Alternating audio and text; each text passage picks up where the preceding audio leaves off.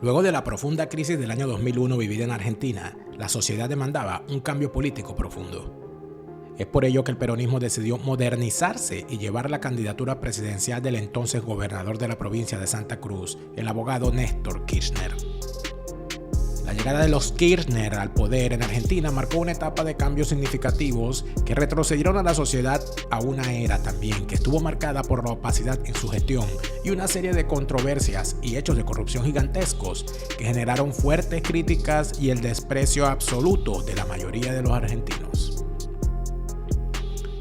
En este video explicaremos cómo Néstor Kirchner y Cristina Fernández de Kirchner se convirtieron en las figuras centrales de la política del país gaucho y recordaremos aspectos como los orígenes de su enriquecimiento personal, la muerte de Néstor, su relación con el dictador Hugo Chávez y las persistentes denuncias de corrupción que los acompañaron hasta la reciente salida de Cristina del cargo de vicepresidente de la nación. Comenzamos. El año 2003 marcó el inicio del gobierno de Néstor Kirchner, quien asumió la presidencia en medio de una profunda crisis económica. Al principio de su mandato se observó un notable crecimiento económico, pero también se levantaron fuertes críticas sobre la opacidad en la gestión de los recursos públicos desde su llegada, siendo la falta de transparencia en la toma de decisiones y en la rendición de cuentas una fuente incesante de inquietudes entre la oposición y la sociedad. Solo al pisar la Casa Rosada, los Kirchner mantuvieron una estrecha relación y alianza con el dictador venezolano y mortadelo galáctico, Hugo Chávez. Pero esta alianza política y económica generó opiniones divididas en Argentina, ya que algunos la percibían como una cooperación beneficiosa, mientras que otros la consideraban como una amenaza a la independencia y estabilidad del país, ya que alinearon a los intereses de la Argentina junto a los de Cuba y los miembros del Foro de Sao Paulo.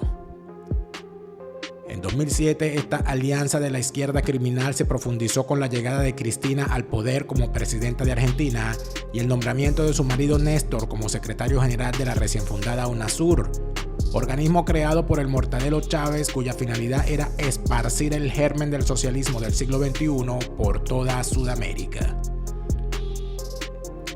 A lo largo de los años, los Kirchner enfrentaron numerosas denuncias de corrupción, desde presuntos casos de malversación de fondos hasta acusaciones de cohecho. Estas denuncias no solo debilitaron la imagen de su gobierno, sino que también desencadenaron investigaciones judiciales que persiguieron a funcionarios de alto rango y empresarios vinculados a su poder. Varias causas judiciales se abrieron contra los Kirchner y sus colaboradores más cercanos. Entre ellas se destacan investigaciones sobre el direccionamiento de contratos públicos, la asignación de obra pública a empresas vinculadas al poder y el presunto enriquecimiento ilícito. Estos procesos judiciales han arrojado luz sobre la presunta corrupción que permeó durante los gobiernos kirchneristas. Es importante destacar que las cifras sobre supuestos actos de corrupción son objeto de investigaciones y disputas judiciales, y no existe un consenso claro sobre la cantidad exacta que se habría robado durante los gobiernos de los Kirchner. Las denuncias han sido presentadas por diversos actores, incluyendo exfuncionarios y opositores políticos, y estas cifras varían según las fuentes y la interpretación de los hechos. Una de las investigaciones más conocidas es la causa de los cuadernos, que se centra en supuestos sobornos vinculados a la obra pública durante los gobiernos kirchneristas. En esta causa se habló de cifras que ascendían a millones de dólares en sobornos que habrían sido recolectados por funcionarios kirchneristas. Luego de la desaparición física de Néstor, la profundización de la corruptela kirchnerista continuó, esta vez encabezada en solitario por la propia Cristina Fernández. La Fiscalía Argentina pidió en 2022 una condena de 12 años de cárcel para Cristina Fernández y su inhabilitación perpetua para ejercer un cargo público. La Fiscalía considera probado que los Kirchner crearon toda una estructura para desviar dinero público y enriquecerse.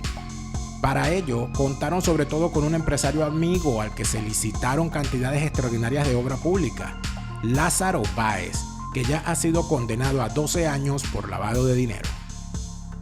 Según los fiscales, la jefa de esta asociación fue Cristina Fernández, que desde la cúspide del poder intervino junto a Néstor Kirchner y crearon la estructura criminal para sustraer fondos a favor del amigo constructor, y en una etapa posterior para apoderarse de una porción de los mismos.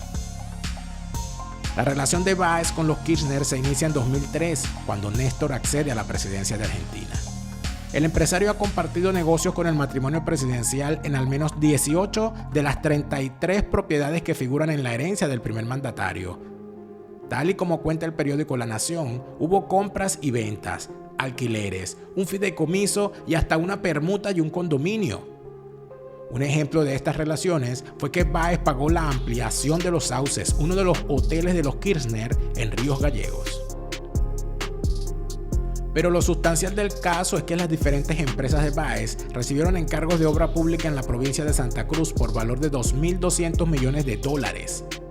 Esto supuso, según el periódico Clarín, que entre 2004 y 2015 el patrimonio personal del empresario creciera en un 12.000%, mientras que el de Austral Construcciones, su compañía más importante, se disparó en un 46.000%.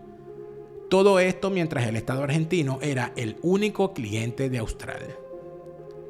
Además, y siempre según el relato de los fiscales y las abundantes pruebas esgrimidas en el proceso, los Kirchner habrían creado un canal exclusivo de pagos millonarios al grupo de empresas de su amigo Báez, donde no solo se le encargaban por sistema automático las obras, sino que una vez hecho esto, se le admitían cambios para aumentar el coste, poner sobreprecios o incluso se le pagaba por obras que no se llegaron a realizar nunca.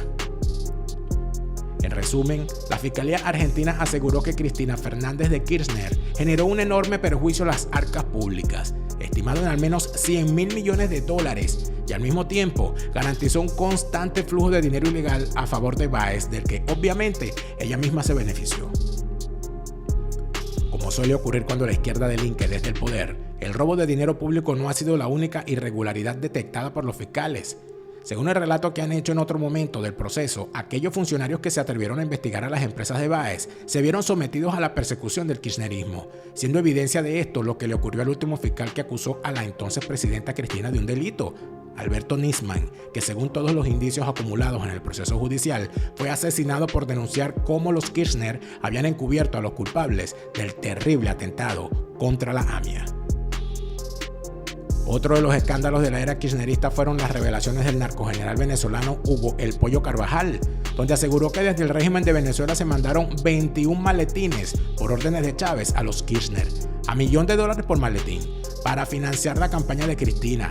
Además de conocerse las revelaciones de Claudio Uberti, exfuncionario de confianza de los gobiernos K, quien tras ser condenado por el caso de la valija de Antonini Wilson, contaría toda la verdad a la prensa. Uberti no solo confirmó que participó directamente para facilitar los traslados de dinero desde Venezuela a Argentina en valijas, sino que también explicó ante la justicia de ese país el esquema de corrupción creado por la mortadela galáctica Hugo Chávez y el tuerto de la Pampa para quedarse con una comisión de $50 millones provenientes del fraude cambiario implantado por el régimen chavista en Venezuela. Nos queda hacernos la pregunta sobre si Argentina podrá salir del legado de los Kirchner y de su sucesor títere Alberto Fernández y encontrar un camino hacia la recuperación y la estabilidad con el nuevo presidente Javier Milei. El destino de Argentina dependerá de la capacidad de sus ciudadanos y nuevos líderes para trabajar juntos, dejar de lado las divisiones políticas y abrazar un compromiso desde cada individuo con la construcción de un país más próspero y justo. ¿Podrán los argentinos estar a la altura de este reto?